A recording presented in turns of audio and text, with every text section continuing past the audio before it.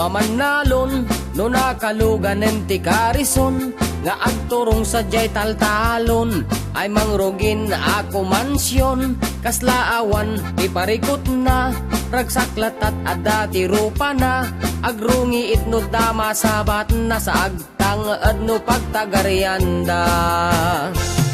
Pagulidanan nga ama ay nagsingpet pa'y nga asawa, di na pa'y diswanti anak nano at dapakabasulanda.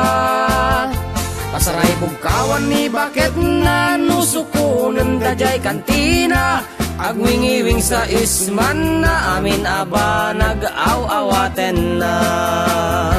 At damit dua nga anak na, agpadpada nga agbasbasa, agselselpon latat ubrada, di pa'y mainawan na nga nanda.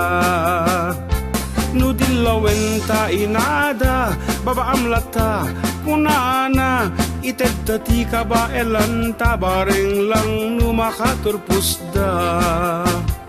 Manakaawat nga ama ay nagsimpet nga asawa, di na pa'y dilawen anak na ngag-Facebook lat obrada. Kamatis di pamigat na longganisa ti anak na, bulong marunggay pangal daw na, ay adobo dagiti anak na.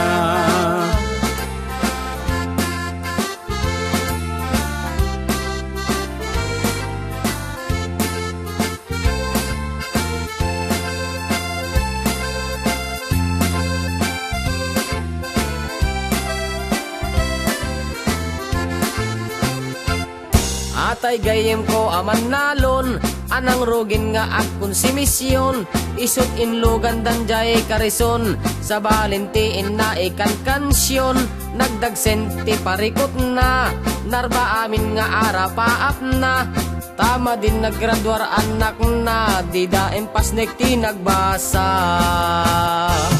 Pagulidanan nga ama inaklon ng tigasakda, intransfer na idajay tesda, baka isut swerte da.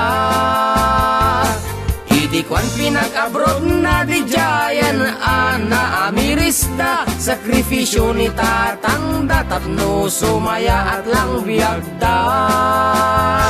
Nagurnong dagiti anak na naging inot at imakgarda, ni malyaw dat nagapwanda, ni ama dat nakita da.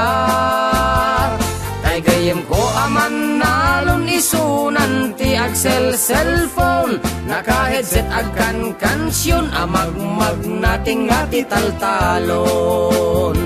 Di man anak turpos anak na, suporta na di nagpatengga.